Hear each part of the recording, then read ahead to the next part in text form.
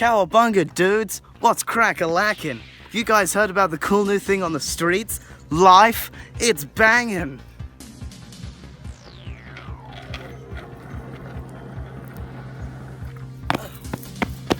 Yeah, dudes, it's totally radical. We're gonna give you the lowdown on this gnarly new discovery. Let's go!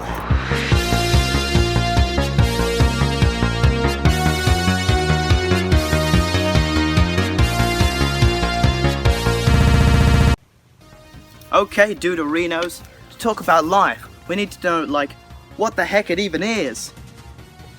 Those science nerds say that to be alive, you have to self-generate and self-maintain. What the what? What the flip does that even mean?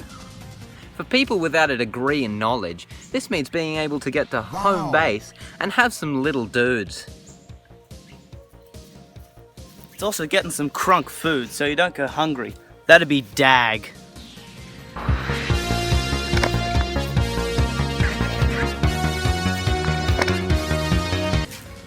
Now that you're in the know about what life is, we gotta get down and dirty with how it kicked off. Ow.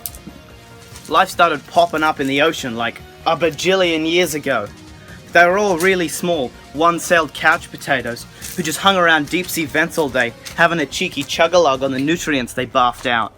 Most of these little guys were happy to just slouch around like losers, but some of their mums kept nagging them about getting out of the house, so they bounced out of that joint to be productive.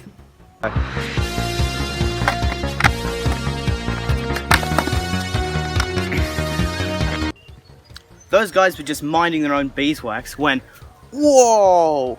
One of them had a mutation that made it extra radical.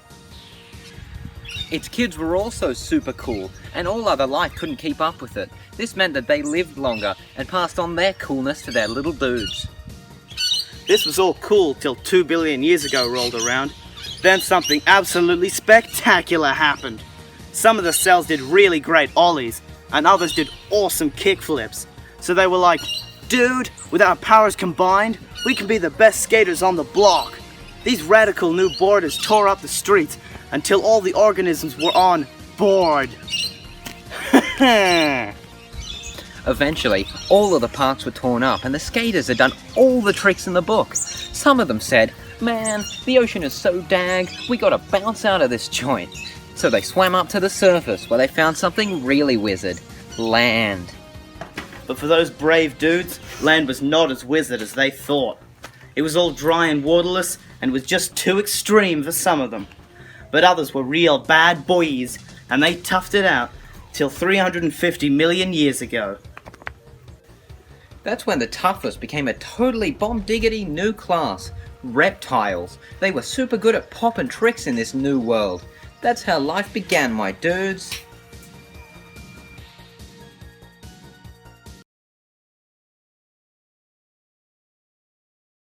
Gang signs.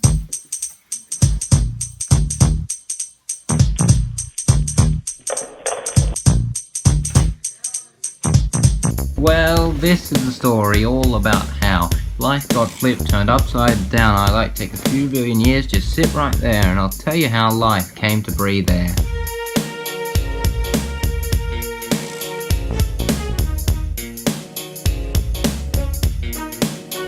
In the deep ocean, born and raised, deep sea vents are where they spent most of their days. Eating, floating, not doing much, crawling around in primordial sludge. Then a couple of cells, they were up to no good, started changing their genetic makeup in my neighborhood. Got a few new mutations, my mum got scared, said you're going to the surface to learn to breathe air. I begged and pleaded with her day after day, so she packed my suitcase and sent me on my way. She gave me a kiss and then I grew legs. Started to walk and said I might as well lay eggs. Fresh air, yo, this is rad, drinking oxygen out of a champagne glass. Is this what the organisms that breathe air living like? This might be alright.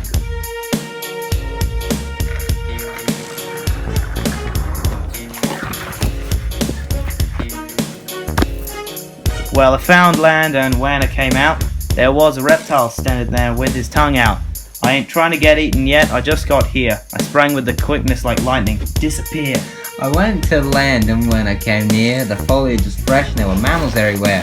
If anything, I could say the probability was rare, but I thought, nah, forget it, yo, let's go breathe there. I pulled up to land about 700 or 800 million years ago, and I yelled to the ocean, yo, home, smell you later. I looked at my kingdom and I was finally there, to sit on my throne as the organism that breathed air.